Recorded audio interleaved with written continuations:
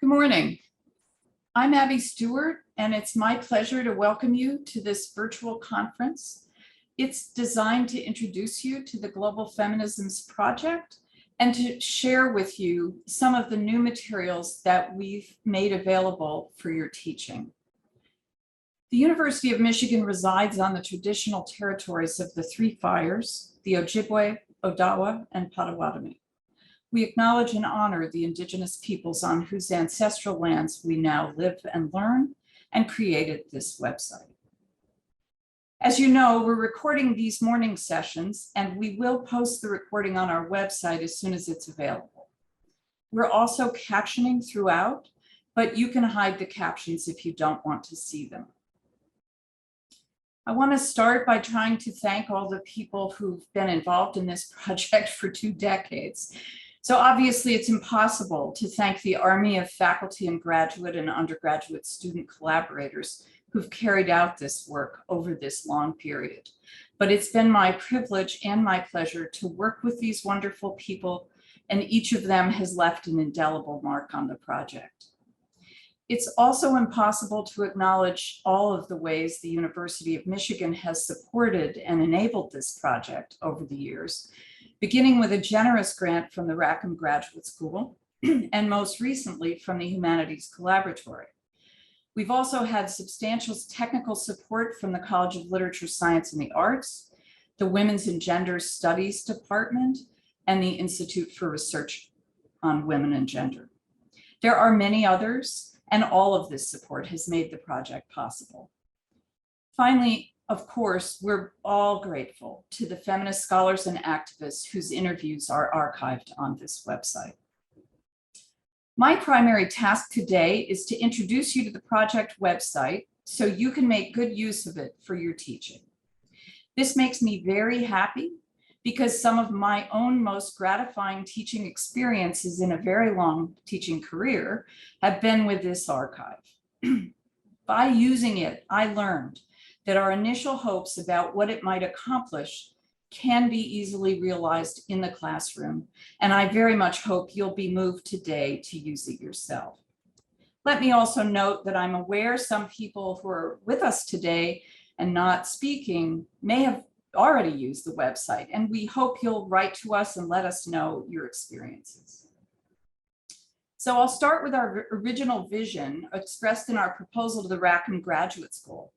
We said we wanted to take, and I'm quoting, a comparative international approach to consider questions of women's activism and women's movements globally, starting with 4 countries. Our goal was to have University of Michigan faculty and graduate students from many disciplines partner with international collaborators to document specific life stories and consider them in their historical and cultural context, and thereby to map important aspects of women's activism at the local level, while at the same time reaching a better understanding of the long history of mutually influential interactions among women's movements from different countries and regions. We named several specific goals, 3 in particular: to build an archive of oral histories that would document women's scholarship and activism, to produce teaching materials that use a comparative and non-Eurocentric perspective that would allow comparisons that are grounded in the local, that avoid exoticizing difference, that decenter the US and the West more generally, that make visible the connections between scholarship and activism, and that encourage and support, even inspire, students' own activism, both while they're students and in their later lives and careers.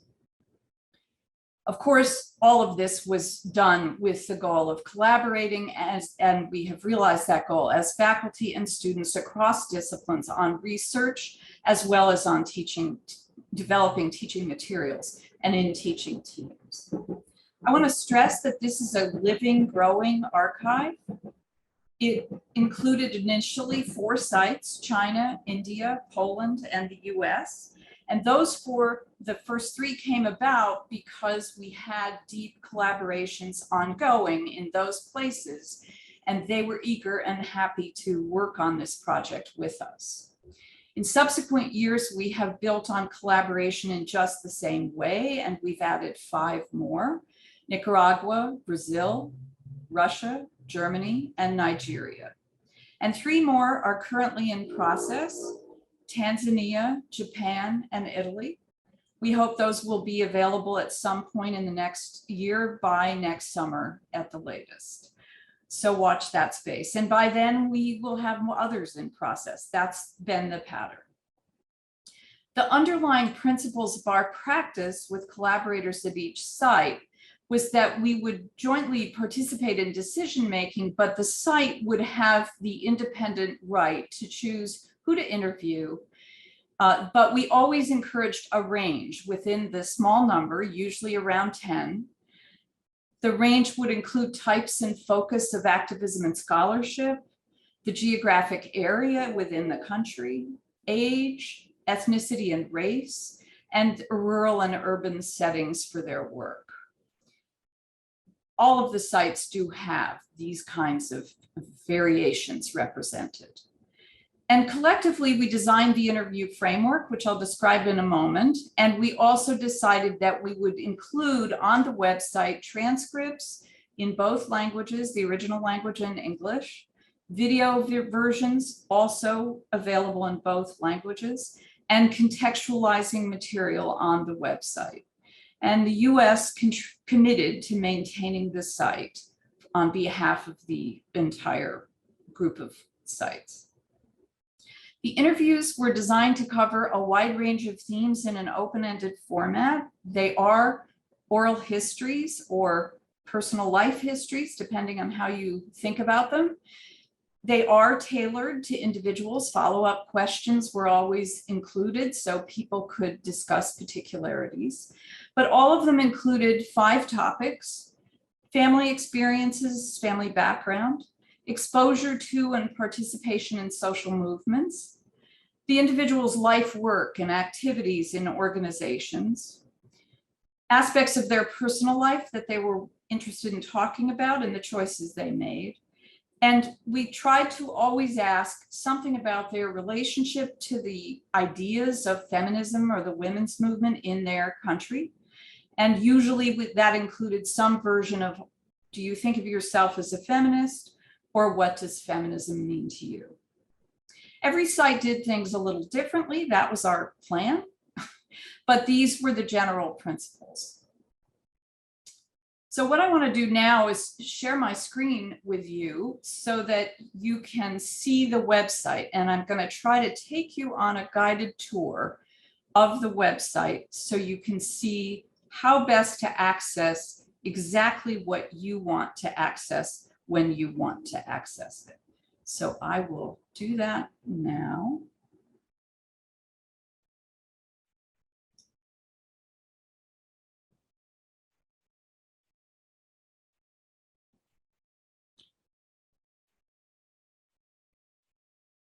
So I'm hoping you're seeing the screen now. Seeing the website now. And what you're seeing rotating across the top band is images, 3 images that continue to rotate. I'm just going to describe them because they're distracting. These are 4 posters from China and the US from women's movement activism. This is a photo of our initial collaborative group in a conference, and this is from the Vagina Monologues in China. So they just rotate across the top, and then we have a welcome. We take you, you can directly access our new Feminist Voices, Contextualizing Feminist Voices podcasts, which are here, where you are introduced to the different country sites by an expert who was part of the project of working on that country. Or led that effort. We also, you can access our lesson plans when I'm going to talk about them in detail later, but you can go to them directly from the homepage. And I just wanted you to see that the lesson plans are easy to access right from the front page if that's what you're mostly after. But there are many other things worth knowing about that I want to show you about. So the first tab, this About tab, takes you right to a general introduction to the project. It also takes you to country site introductions, and you could go to any country. I'll go to Germany for the moment, and I'm going to walk you through country sites in a moment, but I just wanted you to see, you can go to them here. There's also a page that shows you, provides some ideas about how you might use in the interviews and so forth. A different point of access is to go to the interviews directly. And here you can identify interviews by theme.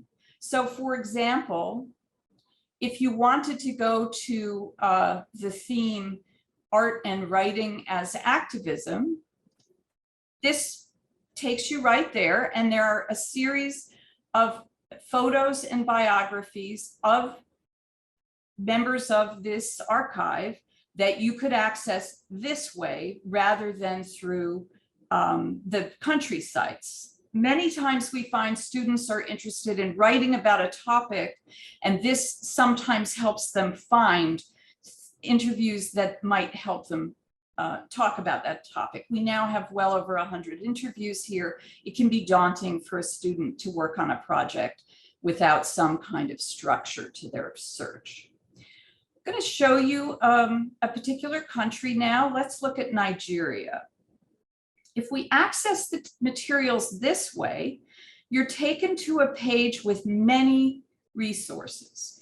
So first, you see this timeline is here, and all the timelines are begin with this kind of map showing you the position of the country within the globe. And certainly I've found many students appreciate and need that kind of context for, does this country have coasts? Is it big or small? Where exactly is it in relation to other countries? Then there are events that are particular to that country. So they may be events that are about women's activism, and that's true. Those are always indicated by a purple background. If they have a white background, let me find one. There are a lot. There we are. Nigerian independence. That means it's an important event in the history of the country, which of course affects women, but not only women. Now, if we want to look at other resources on this page, we have only to go down here. We can access all of the interviews from Nigeria here. And I want to show you that you get the keywords, or what we called themes earlier, right here, as well as a biography and a photograph. You also get a pronunciation audio. Hajia Binta Abdul Hamid. Hajia Binta Abdul Hamid. So you're able to learn how to pronounce the individual's name, and so are your students. We learned that teachers do not like teaching without having a clear understanding of how to pronounce the individual's name. So we have these for every person and every website, every country site. There's also, as you can see, a transcript and a YouTube video of the interview. You can also access the podcast this way. So we have many pathways for you to follow to find what you're after. Now, a different way to access materials would be to go to the teaching tab.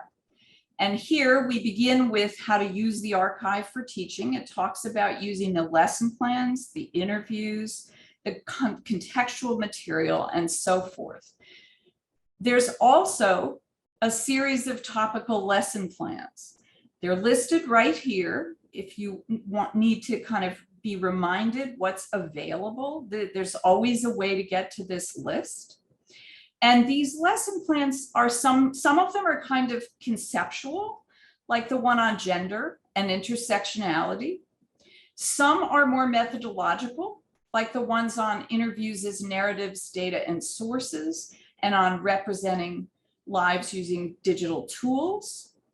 Some are topical, like art and feminism, feminist approaches to leadership, gender-based violence, transnational feminisms, and reproductive rights. And many work hard to help students focus on how the political historical, and social context makes a difference in these accounts. And those might especially include how I became an activist, women during times of political transformation, and Black feminisms. Now, if we go into a particular lesson plan, you'll see that it includes an overview of what's covered, particular learning objectives, in this case, reflecting on how life experiences led women to become activists, and thinking about the connections between the personal and the political, but also between the individual and the cultural or national or local. There are activities, and the materials can be downloaded separately for each activity. There are usually at least 2 activities, and there is also usually an assignment. In this case, to create a feminist activist campaign on social media related to International Women's Day, and there are background materials in the downloadable materials. You can also download the whole lesson plan up here. So the lesson plans are designed so that you could just use the lesson plan for a meeting of your class, but they're also designed so that you can use materials from different countries than the ones covered here. So for example, here we have Brazil, Nicaragua, Nigeria, and the US. But of course, most of the activists talk about how they became activists. So if you have a particular desire to draw on materials from another country, Germany or anywhere, China, you could draw on those materials instead.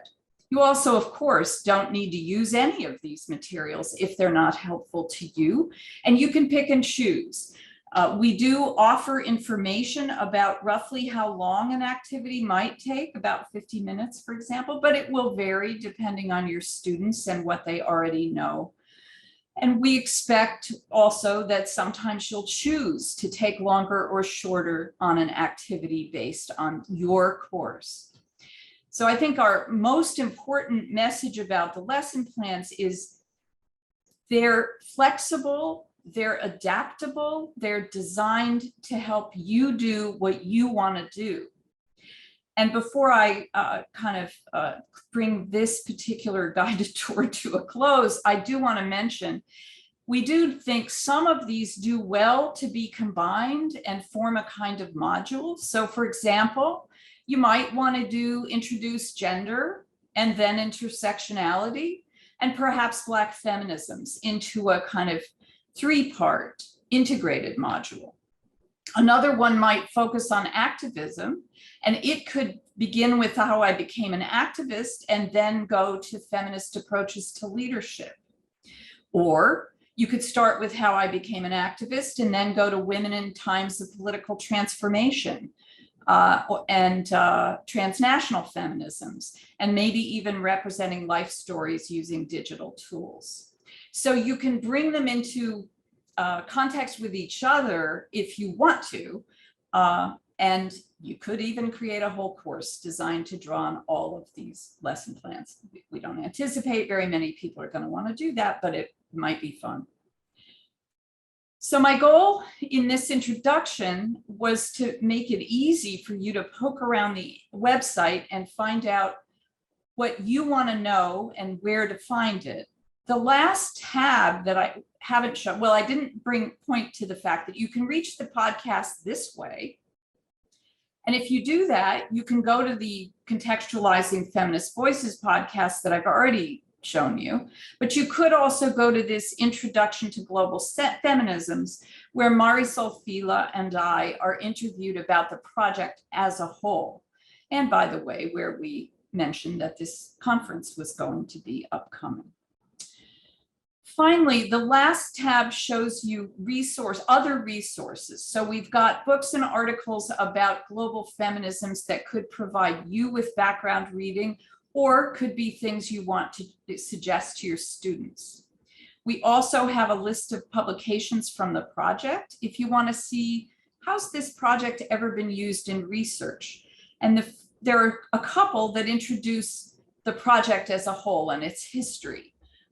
Those are Jayati Lal, this one down here, and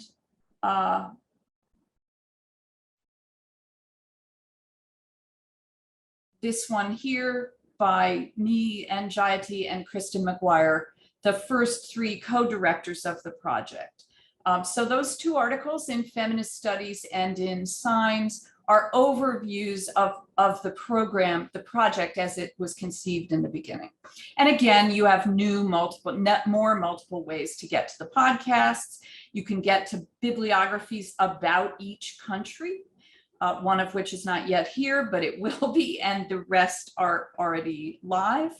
And you can also get to a listing of other online resources, other oral history collections that are online and available to your students as resources to make comparisons with the Global Feminisms archive. So with that, I'll return briefly to the homepage. And just to remind you that these tabs are what we walked through, and that they offer you different avenues to get to what we hope you will find useful in your teaching. I'm going to stop sharing my screen, and I'm going to now take the privilege of this moment that we have to do 2 things. I'm going to offer you a brief break while we get ready to start the panel on teaching, which is going to start at exactly 11 Eastern time. But I also want to thank this technical support staff who have made it possible for us to do this webinar and this all-day set of activities.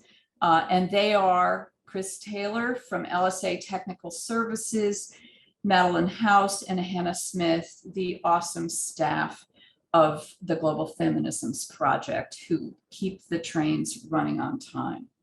So with that, I will give us a break and I will return to introduce the teaching panel right at 11. Good morning to those of you who are newly joining us. I'm delighted to welcome you to this panel in which faculty and a student will talk to you about their experiences teaching using the Global Feminisms Project website and archive for their teaching purposes, different teaching purposes. We wanted to share with you a range of uses from having the archive be a central focus for the course to just an assignment provided as an option. I want you to know that all the people on the panel are terrific teachers and students and have valuable insights to share with you. For that reason, I'm not going to take up time fully introducing them to you, but I hope you'll refer to the program that we sent out and that is available through the chat. They will speak in the following order. 3 of them will speak about uses in different women's and gender studies classes.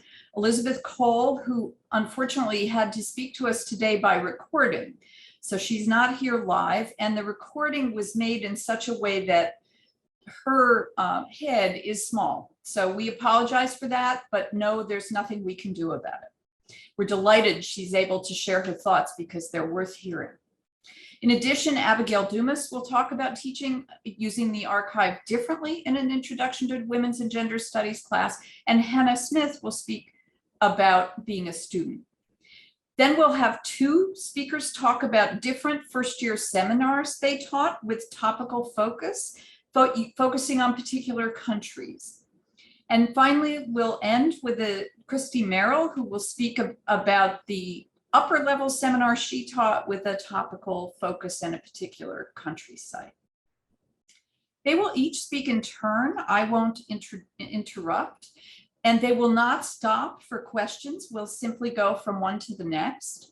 But please, while they're speaking, feel free to use the Q&A function to send any questions you have about what you hear or comments.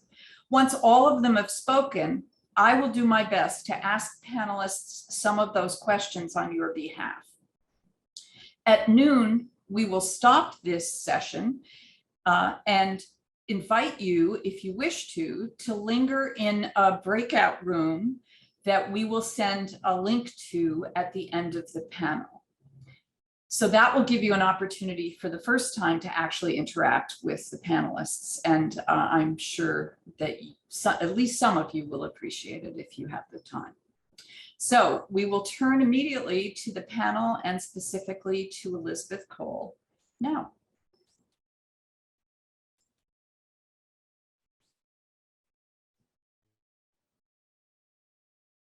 But I'm happy to have.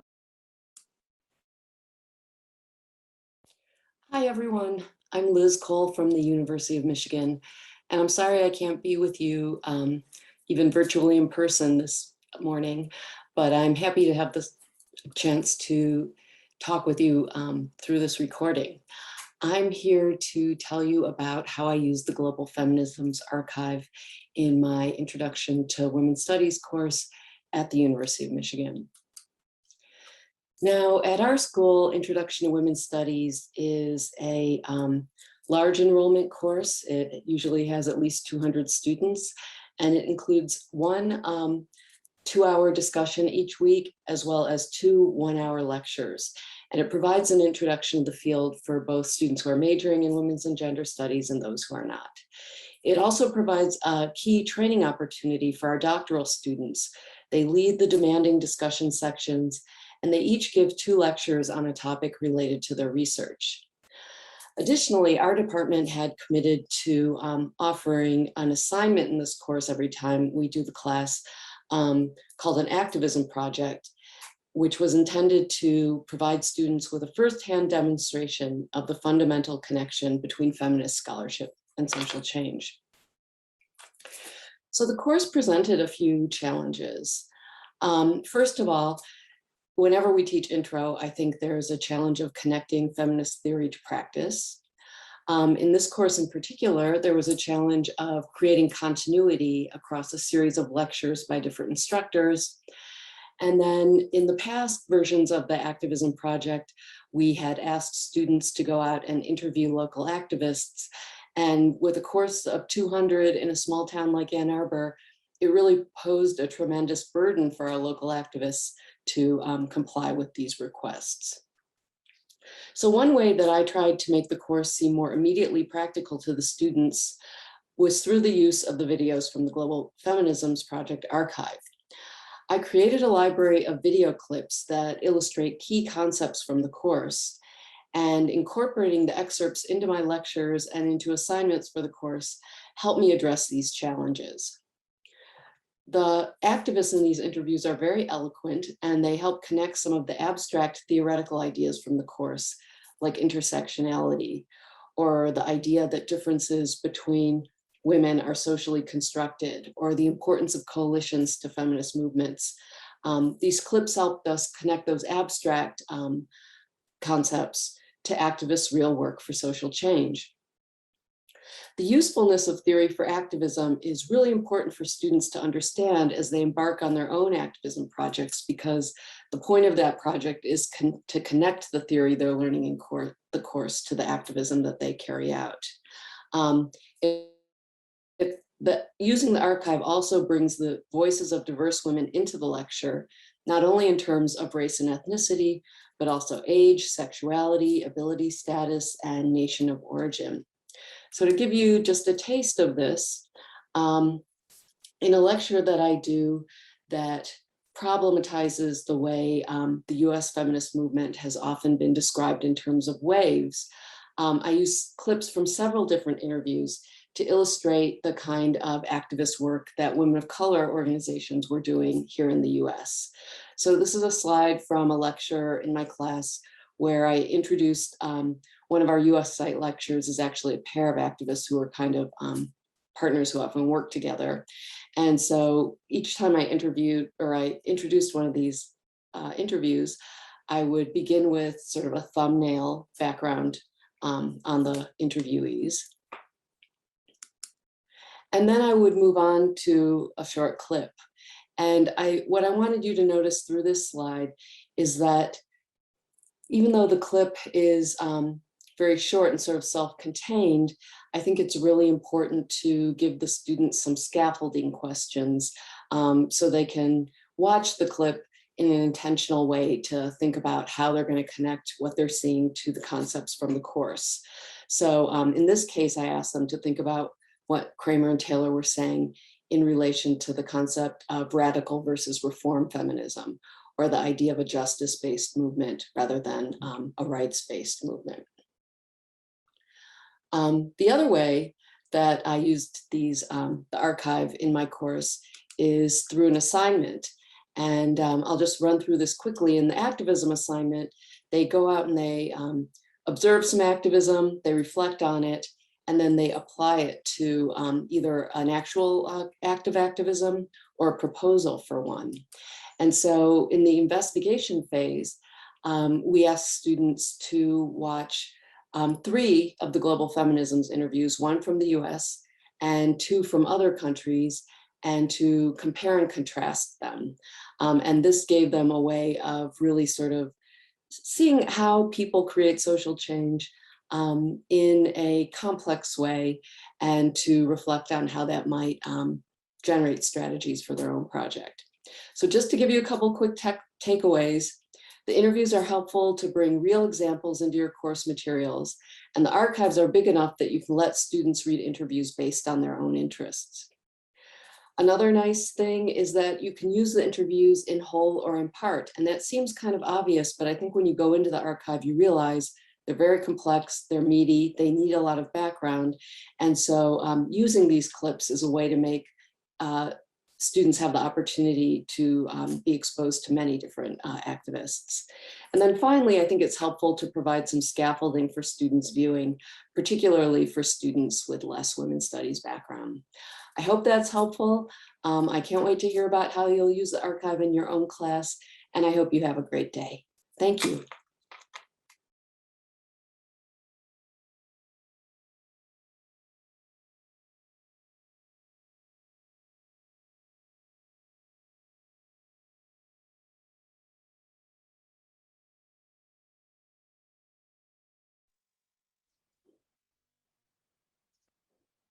Hi there. So this past winter, I also had the pleasure of teaching Introduction to Women's and Gender Studies. As Professor Cole mentioned, it's one of the Department of Women's and Gender Studies large lecture courses. The semester I taught it had just about 300 students. It was offered virtually as a synchronous lecture, but students could also watch lectures asynchronously. For the final project, my teaching team and I invited students to choose one of 2 options, an archival research project or an ethnographic research project. And for this conference, I'll be focusing on the archival research project. So the archival research project asked students to draw from the Global Feminisms Project archive and incorporate interview data into their analyses.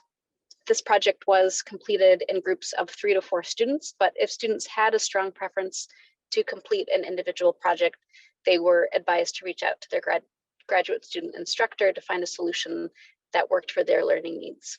We were flexible with that. For the archival research project, students first explored the archive on their own and also with their discussion sections. Because most students we found were discovering the Global Feminisms Project website for the first time, we found it helpful to point out key features of how the website is organized.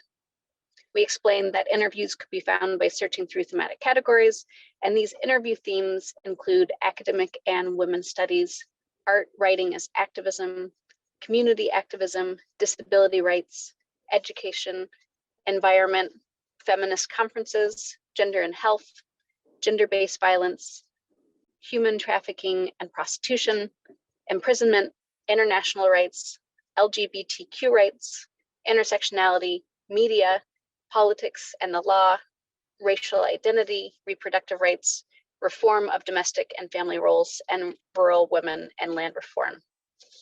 We also took care to explain that an interview transcript accompanied each interview. This was helpful. Students seemed to find it very helpful to read the transcripts alongside the interview video, or after watching the videos to mine the transcripts for salient quotations. Students were then asked to choose a course-related theme or concept and to analyze an interview related to that theme. Each group member was required to analyze at least one archived interview. From there, students then had quite a bit of flexibility. They were able to choose the project format from a range of formats, including a zine, a video, a podcast, or a paper.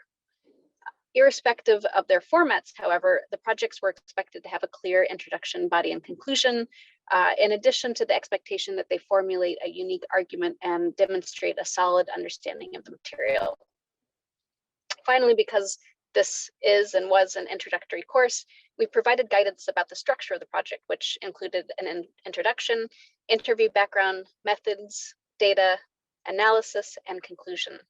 So in particular for the interview background, we asked students to describe the interviewees. Who are they? What do they do? For methods, we asked students to describe their methods and tell us what they did. For example, how did they collect their data? And did they run into any methodological problems? In the data section, we asked students to describe the data they collected and how it related to their argument, and in particular, key things they found interesting. And then last but not least, for the analysis, we asked for a reflection on how their interview data related to a concept or concepts we discussed in class. Here, we provided some space for them to describe what they had learned from the interview and why it was important. For example, did they observe something that reinforced or conflicted with what they learned in class? Did they learn something new from this interview? Using the Global Feminisms project for this course was a rewarding experience for both the students and the teaching team, and I really look forward to assigning this project the next time I teach the course. Thanks so much.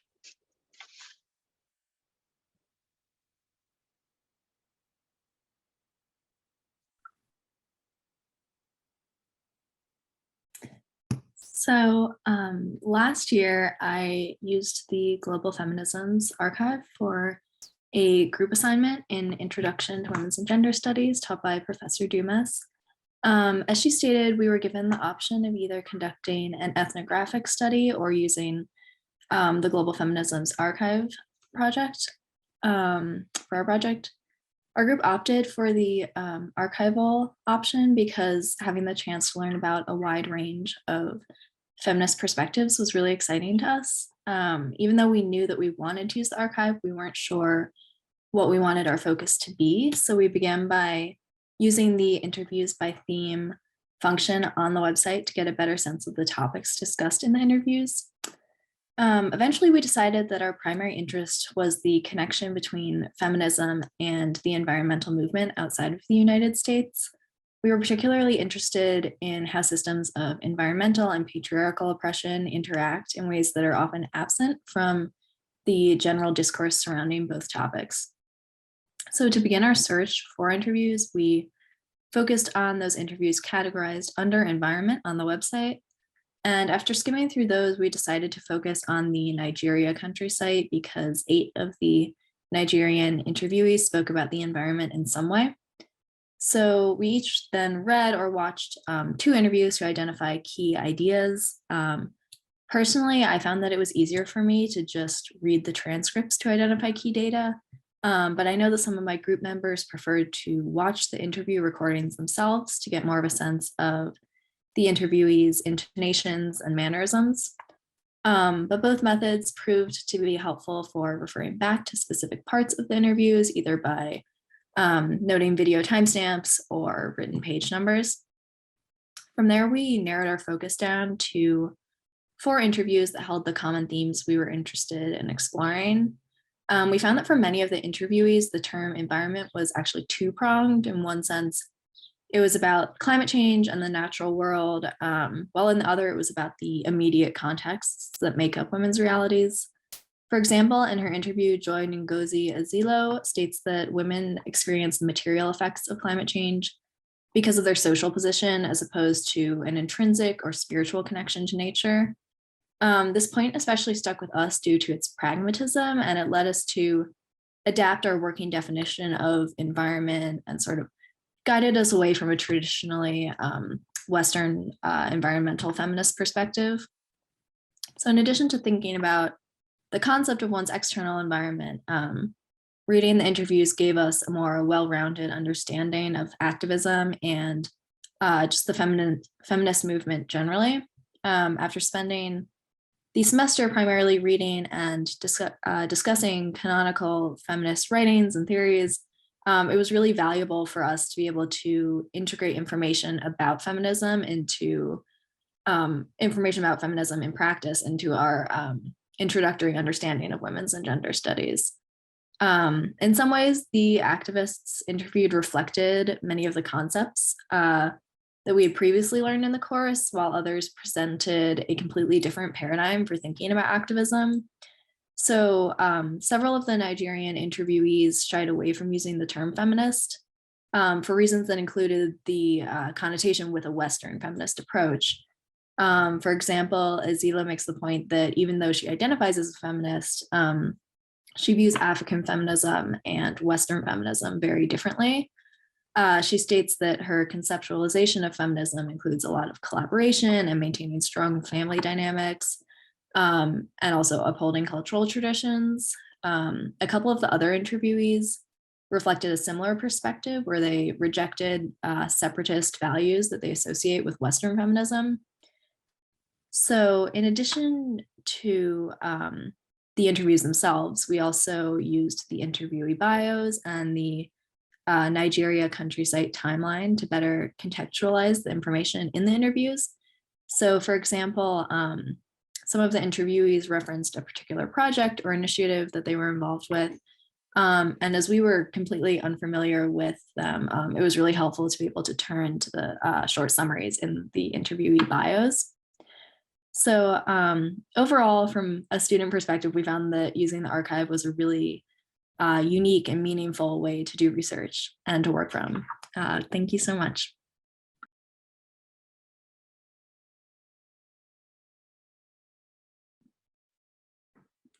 Hello, I am Saman Caufield, and I'd like to thank Abby for organizing this session and for all the work she's done to support so many of us who do feminist research and teaching, as well as to all of you in the audience for attending the session this morning. I teach Latin American history, and I've been using individual global feminisms interviews from the Latin American collections in several of my class for a number of years. These include interviews from Brazil and Nicaragua, and then this year, interviews from Peru were added. And the interviews, I usually assign them in their entirety, and I will choose specific interviews for students to read that I'll contextualize for them. And they can be used, they lend themselves really easily to illustrating how individuals experienced specific events and eras that I'm teaching about in Latin American political and social history. And they are also really great tools for teaching historical thinking by asking students to analyze how and why each of the interviewees developed her perspective within a specific historical context. And they patterned ways that these interviews were framed, as Abby explained in her introduction. These uniquely support this kind of critical analysis because each interview begins by asking the interviewee to talk about their childhood and reflect on why they became activists and how and why they developed a feminist consciousness and what feminism means to them. So just to give you one example, I use 2 interviews from Brazil. I asked students to compare the experiences of 2 different activists who came of age in the 1960s and 70s, one of whom identifies as white and the other Black. Maria Teles describes her childhood as the daughter of Italian immigrants who were members of the Communist Party. And she recounts her experience with sexism within the party, and then how she became a feminist in prison, where she and other women militants, many of them university students or university educated, they were in a cell together and they experienced torture together by the military regime in the 1960s and early 70s.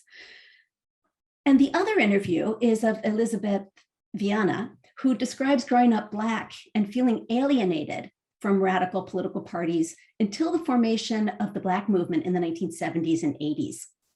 And she also describes sexism within the Black movement, but her experiences with white-led feminist organizations continued to make her hesitant to identify as a feminist, even 3 decades later. And students who use these interviews, who read these interviews, as Hannah was just talking about, they often comment that they perceive the political upheavals and social tensions of these decades of history in different ways after seeing these interviews. And that they really appreciate, especially hearing how these historical actors interpret their own motivations and actions, which helps the students think about motivations in history within particular historical context, and also helps them think about how historical contexts shape their motivations and their actions in their own lives. And then finally, I also used the body of interviews in a more comprehensive way when I created a new course on feminisms for first-year students, Feminisms in Latin America. And this course I created with Emil Castillo, who's a PhD candidate in the history department and one of our collaborators in the Global Feminisms project. And in that course, I used teaching modules on Black feminisms and transnational feminisms that were created by Emil and also by Romance Languages graduate student Marisol Fila. And they are going to lead workshops this afternoon that feature 2 of these modules. So each of these Global Feminisms modules that I used in the first-year seminar includes a PowerPoint presentation that helps to introduce the topic and the interviews, along with selected excerpts from multiple interviews. And then also they include guides for instructors and for the students. They describe how to do interactive group activities that prompt students to compare how feminists from various generations and in diverse locales understand and participate in different kinds of feminist movements, global feminist movements. And these modules these modules were really effective in giving substance to concepts such as the personal is political, and helping students see the role of individual agency in shaping history, as well as seeing how the contingencies how various historical contingencies shape identity and agency. And so in sum, these materials really help me teach core concepts in my field in ways that students have found engaging and enjoyable. And the modules were also remarkably time-saving for me because they're already put together. The excerpts are already selected and recorded. So thank you so much again. I hope you're able to spend some time examining the materials on the website, including the lesson plans, or participate in the workshops this afternoon, which will allow you to see and work with the materials that I'm talking about.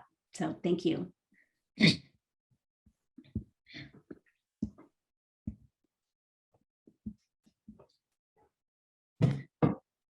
I have taught 2 courses based on the GFP interviews over the past 15 years. Today, let me focus on the more recent one, which is a first-year seminar with the title Life Stories of Global Feminist Activists. This course is a first-year this course selects 27 interviews of feminist activists from Brazil, China, India, Nicaragua, Poland, and the US as the main body of text to study. 5 documentary films provide either contextual information on the political and historical backgrounds of these very diverse activists. I strove to make students understand both commonalities of feminist struggles cross-culturally and differences among them conditioned by a range of factors. Besides expanding students' intellectual horizon with a global perspective, I also introduce some critical feminist concepts through analyzing these personal stories. An underlying agenda for me is to provide role models to empower these very young students, as I know intimately how powerfully these feminists have inspired me. So what are the effects of the course? Let me share with you a story my students have shared with me. At the beginning of a semester, I noticed the students' low mood and sad expressions She also missed one class. A few weeks later, I received a message from the Students' Affairs Office informing me that the student was in depression and suggesting I take her mental health issue into consideration and give her permission if she decides to withdraw. But oddly, I found the student performed better and better and never missed any more classes. In the end, her excellent term paper explained puzzle. By the way, the term paper assignment asked the students to select 3 students from 3 different countries to form a coherent essay with a theme. Her paper presents the theme of how 3 feminists rejected victimhood of sexual violence and became leading feminist activists in their respective countries to fight against violence against women. Here's a quotation from her paper. I could have not taken this course at a better and a more pertinent time in my life. The hardships of the feminists that I chose to cover in my paper are relatable to my current situation. Despite myself having extremely different life contexts than them, their differences further project our similarities. It is remarkable how these women transformed traumatic experiences to inspire drastic changes that have improved lives of so many. I will take the lesson learned from them into the rest of my criminal case and into the rest of my life. The student was raped in the first week of the school, which resulted in her debilitating depression. Towards the end of the semester, she decided to take actions not only to start a lawsuit against the rapist, but also to join an organization to help survivors of sexual violence. She certainly grasped the essence of what these feminists exemplified, that is, refuse the victimhood and take actions to change the world while transforming oneself. Agency and empowerment are no longer abstract concepts to this and other students.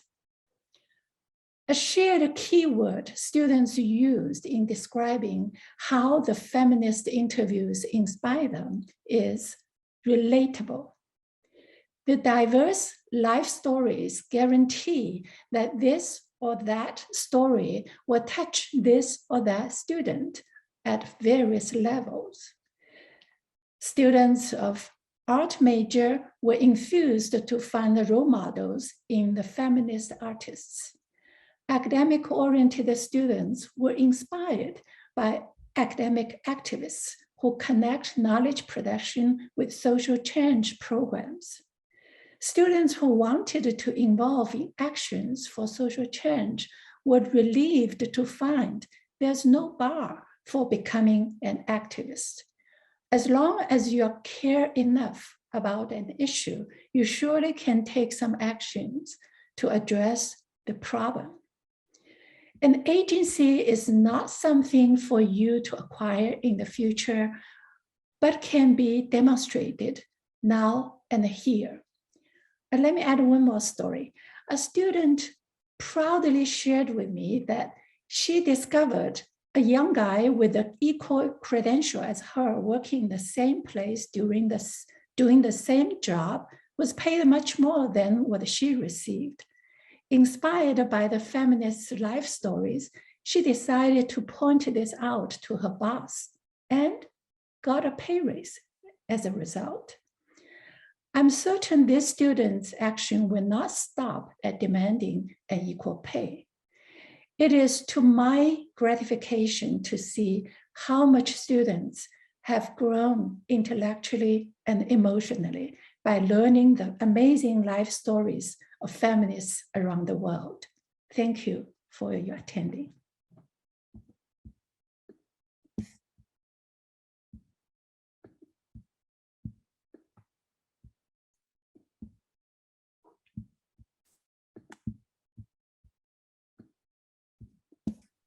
Hi, I'm Christy Merrell. I teach in comparative literature and Asian languages and cultures, and I work specifically on Indian literature, and I'm a translator who writes about translation. Today, I'm going to be talking a little bit about a 400 level course that I have taught for years. And thanks to Abby and all the people who put all this work into putting together these materials, the archives and all the supporting materials, they talked me into incorporating some of this material into my class, and I completely redesigned the course, and it's so much better as a result. It brought out things I never would have expected. So I'm very happy to have this opportunity to be on this panel. I appreciate this. I appreciate my fellow panelists. I'm excited about what I'm hearing, and several of the words that have come up today really came up the semester last winter when I taught this course. So I adhered strictly to the 2-slide rule, and so I'm going to talk about some general things I do in the course, and then some of the ways I use specifically the Global Feminisms archive. The course is organized around life stories, testimonies, and other nonfiction genres that deal with gender discrimination and other things. One of the things I introduced this time was a Sparrow workshop pamphlet about a project that Urmila Pawar pictured here with her collaborator Meenakshi Moon, took interviews of people women involved in the anti-caste movement, the Ambedkarite movement, and they wrote up their findings of interviews, so oral histories, and then other kind of background context of the anti-caste movement. And she has some really excellent ways of making fun of and also explaining how transnational feminism helped her come into her own as a feminist anti-caste activist. And she was one of the people we invited to participate in our anti-caste workshop the semester before. So several of the students in my course in the winter had spoken with her, had read her memoir, and read a really funny scene where she talks about trying to be comfortable with the ways that the feminists in the organization in Bombay were talking down to her using an informal use of you in the Marathi, and how she kept trying to assert her own learning and her own way of having agency. And it's just a beautiful scene that gets at something we spent the semester talking about, or those moments like you see in this picture, when it's very clear that she has agency in part because of her age, because of her literacy. And literacy is an especially important aspect of some of these life stories that we were reading. But also in the process, we started to see that in some of the things that we were reading with the Sparrow booklet that was based on a workshop with her about this book that was written in Marathi. And so it allowed us to talk not only about the politics of literacy, but also the hierarchies of language, for example, that she's not comfortable with English. But at the anti-caste workshop last semester, she spoke in Marathi and Hindi. There were a lot of materials that I was able to assign, getting at some of these broader issues around translation and language politics that worked really well in this course. Another reason that I wanted the students to look at the Sparrow website and read something published by Sparrow is I wanted them to become familiar with Sparrow, who was the local partner with the Global Feminisms project in conducting some of these interviews. So it allowed us a way into several of these things. One of the unexpected, lovely benefits of working with this, I assigned several of those articles that Abby was just talking about in the introduction that gives an interview to the whole project. And these upper level undergraduate and a few graduate students were able to really get a broader perspective and also see what some of the advantages are to making some of these comparisons across contexts. Next slide, please. So I was then able to use some of the the interviews that Sparrow did, for example, the one between Shah Jahan Begum and Urvashi Bhattalia that's here, pairs really nicely with the interview that was done by the Global Feminisms Project, where Jayati Lal interviewed Urvashi Bhattalia in English, sitting in chairs, and it had a very different kind of production value than when you see this one. They're sitting in this scene, they're sitting in bed together. They kind of move around to different places where Shah Jahan lives and works, and they have costume changes and all kinds of things. They're speaking in Hindi with one another. There's an informality, and that became a really important topic of discussion, and the ways that they are collaborating with each other to bring out these narratives. So I write a lot about and teach a lot about these ways of reading life stories as nonfiction narratives, and think about agency and the relationships that we form with these subjects. It came up very differently when we taught these. I ended up using 3 different interviews, and some of the students got so interested and they wrote about other interviews that were on the in the archive. I also paired these with some materials that were published in 1997 in Granta magazine, a literary magazine, including a short life story by Shah Jahan Begum, with this beautiful photograph that I've used here. And it's very interesting to see the ways that each of them as feminists kind of use those moments of coming into consciousness and figuring out how to turn some of the really difficult stories that they themselves experienced or were close, or that those close to them experienced, and turn that into an agential way of making change. One of those ways the students could really see in that Granta special issue that was celebrating 50 years of independence, but both of them wrote about the horrific violence that partition visited upon them. And in past years, I've taught a book by Urvashi Bhattalia called The Other Side of Silence.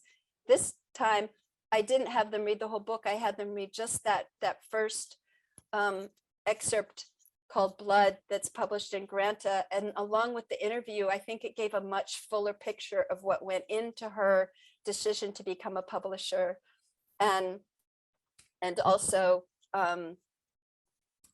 guest editing the Granta magazine. There were a number of ways that she talked about herself as a publisher and activist that were very moving to the students, and they wrote about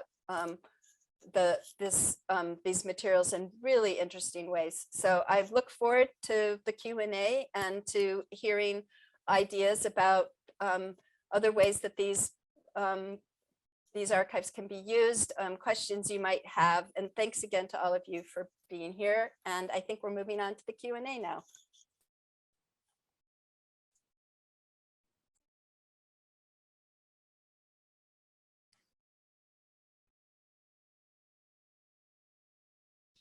Thank you so much. This is Abby Stewart again. I am going to act as some kind of level of moderator here for the panelists, and between the panelists and the audience. I am monitoring the Q&A, so please put your questions into the Q&A if you have them.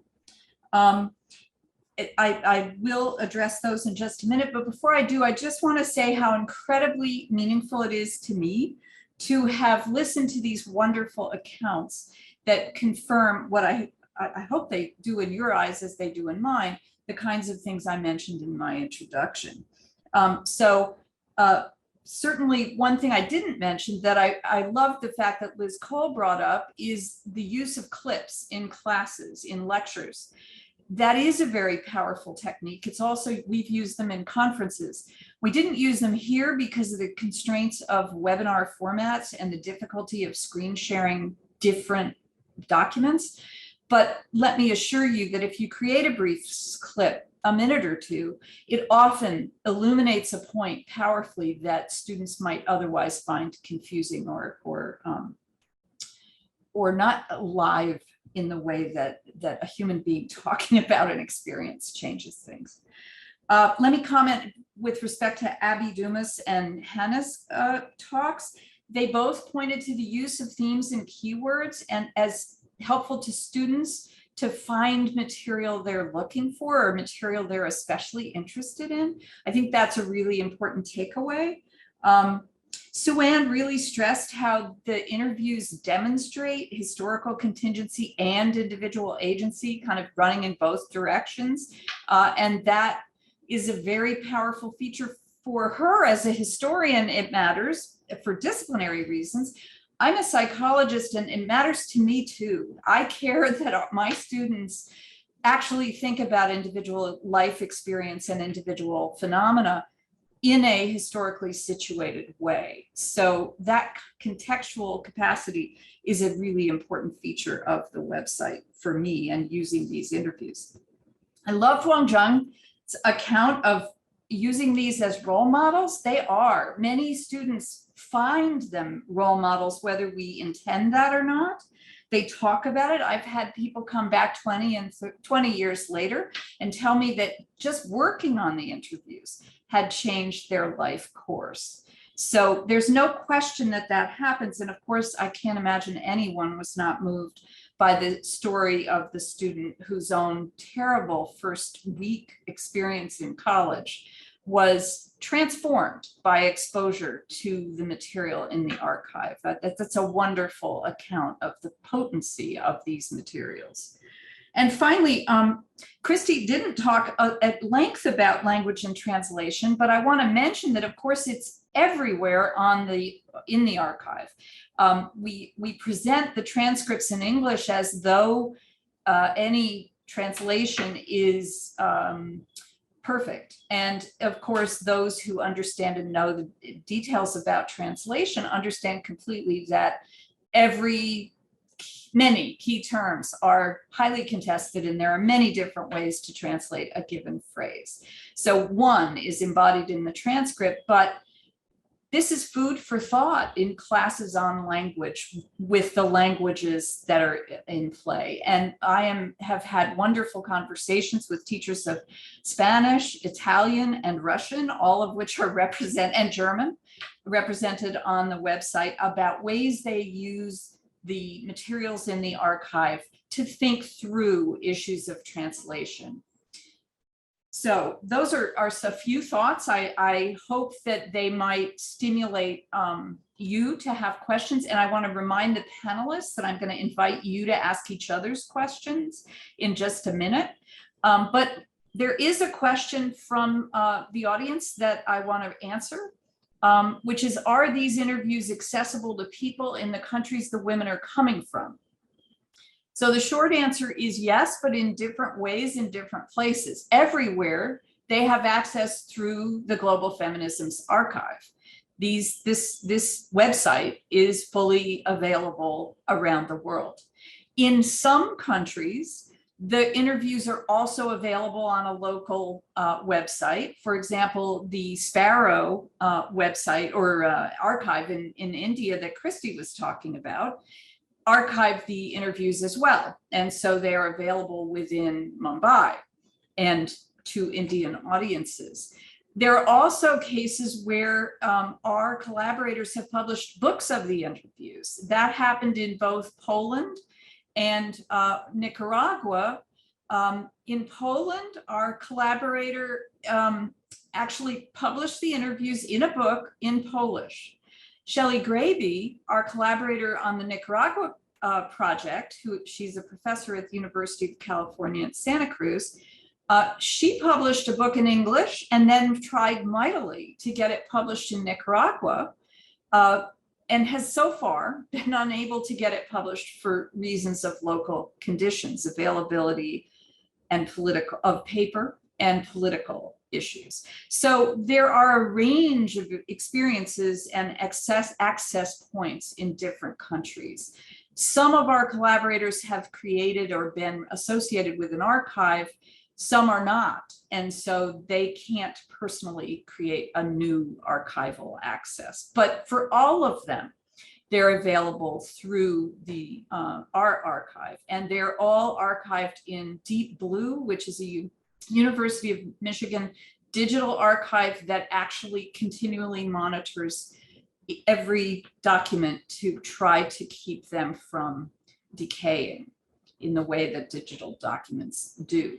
So that creates a better source in the long run than, for example, YouTube or our website. So I'm now going to invite the panelists to ask questions of each other that came to your mind as you were listening to each other's conversations. Just unmute yourself. We can see you. So if you're ready with a question, just unmute yourself.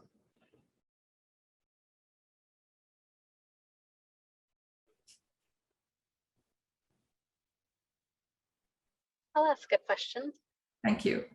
I so enjoyed listening to Hannah's presentation paired with mine, and I'm beaming with pride. And it was great for me because I got less insight to sort of the discussions that happened because I wasn't in the discussion sections and I wasn't with the graduate student instructor. So I'm just curious to hear from Hannah how some of those conversations around the nuance and environment happened, and if they were sort of independently realized or it happened sort of, it was generated through discussion. I'm just curious. Yeah, thank you. So pretty much from the beginning of the process, we knew that we were interested in sort of like going off of ecofeminism and like talking about the shortcomings and strengths of it. So when we first went in, we were just thinking about like the environment as climate change and stuff. And then like the more we read the interviews, we realized that that wasn't really representative of what the interviewees were saying. So yeah, I believe we did like talk with our graduate student instructor, and they encouraged us to, you know, like provide a little bit more detail about specific like nuances that interviewees noted. And that definitely like changed our general overarching argument for the project.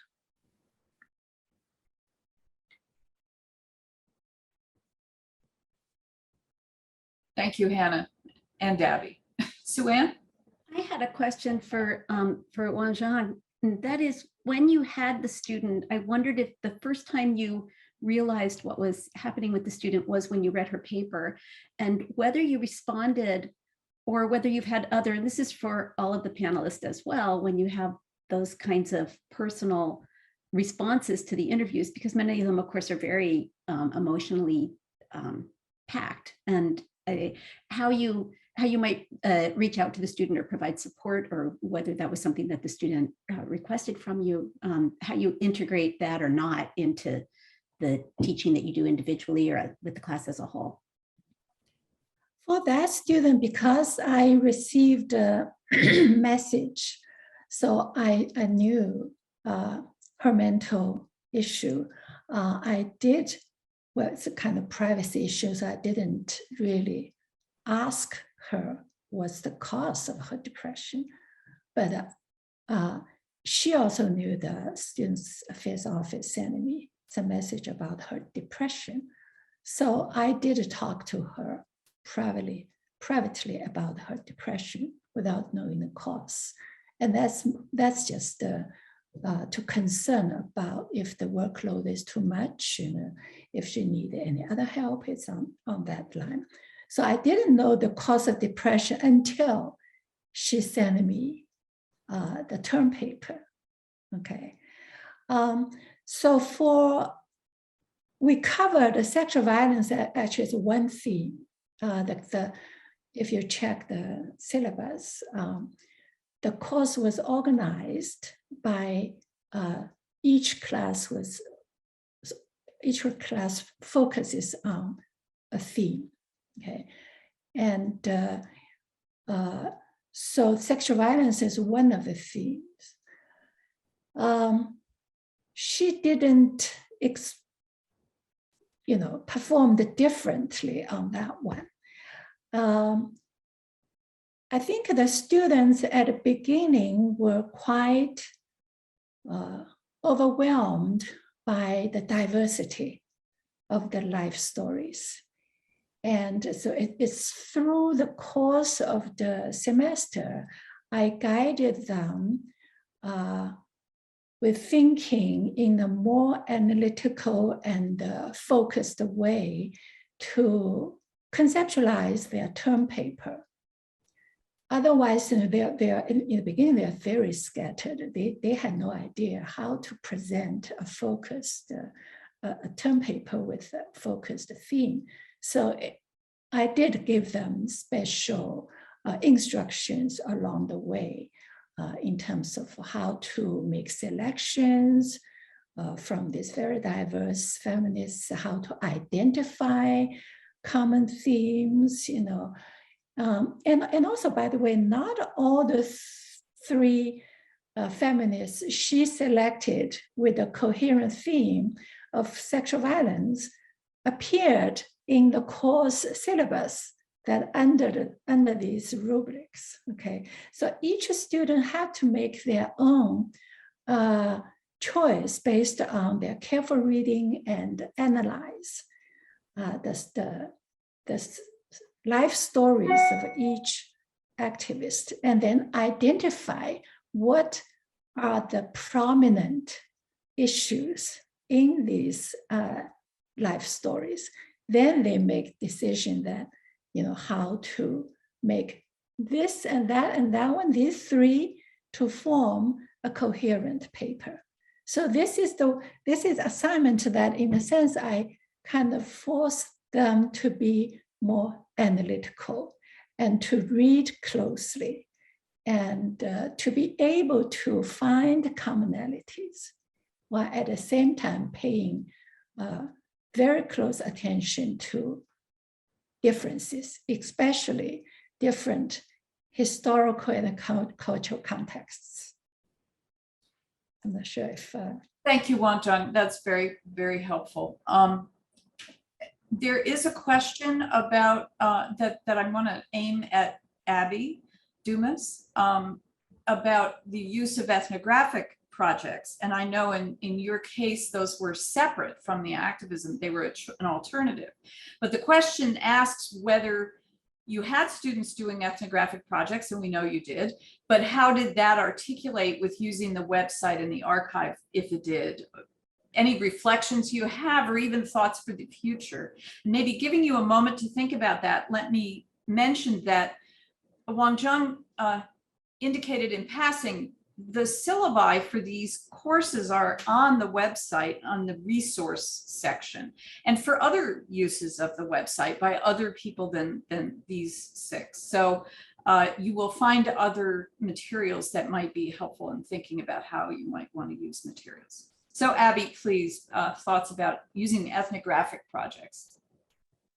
Sure, it's a great question. For this first time that we offer these options, the ethnographic project did not ask them to draw on the archive, but I think going forward and the next time I teach the course, it would make sense to include that, and I think it would be organic to the process to have them use the archive in a similar way that students did when they chose the archival research project to supplement some of the ethnographic data that they were getting in the interviews that they conducted and will conduct themselves. So I anticipate the next time that I teach that weaving that in, because I think it could only enhance the experience for those who are doing the ethnographic project.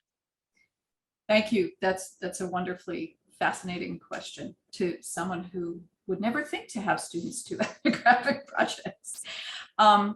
Yes. Actually, I did in my syllabus, I did assign as a midterm, asking students to interview other student activists whom they know, either on campus or off campus. So just as a way for them to try to practice a little bit of oral history, as well as to make them understand their peers, young students on campus who are already activists. Yes, a related that I've done is to have students interview a member of their family from a very different generation, and then to look at interviews that reflect different generations in a different country. And students found that very, very exciting. They had no historical sort of contextual generational markers before the exercise. So we're almost out of time. So I'm going to comment on one thing that was raised by many people in their pre-conference answer to the question, what are you hoping to get out of this?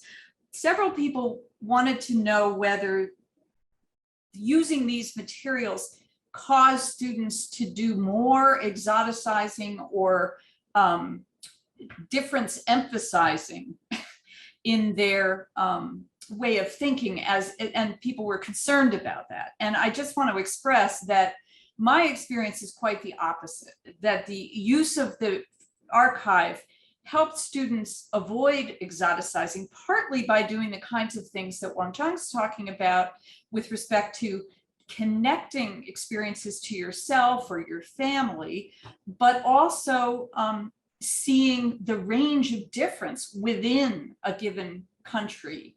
That there's no way you could come away with a kind of stereotyped idea of all Peruvian feminists, for example. You just couldn't. So I just want to stress that I think one of the great benefits of the archive is the opposite of increasing exoticization. And I think it is relatively easy, as all of you have pointed to expose students to a more comparative perspective. Last but not least, I want to bring up something I forgot to say about Christy's comments. She emphasized the way she integrated the global feminisms, as Abby did, into other materials. And that's really important. You don't have to change your course if you love the way it works. You can use the materials to enhance it rather than dramatically transform it. So I love that example because I do that, others do that, as well as the kind of wholesale approaches that you've heard about on the panel. So it's officially 12 o'clock, and because my computer told me, and therefore I want to thank the panelists truly for a wonderful experience. And I want to thank the audience for great questions. And I also want to note that very soon you're going to see in the chat a link, if it's not already there. There it is, breakout rooms with panelists. If you would like to talk with one or another of the panelists, if you click on that link, it will take you to a Zoom meeting at which you can choose a breakout room. So I want to thank you all for coming today. I wish you all the best experience. We're always available to answer questions from you about any problems you run into. And I hope you find the archive is of use to you and the website is of use to you, and you have a great weekend. Thanks.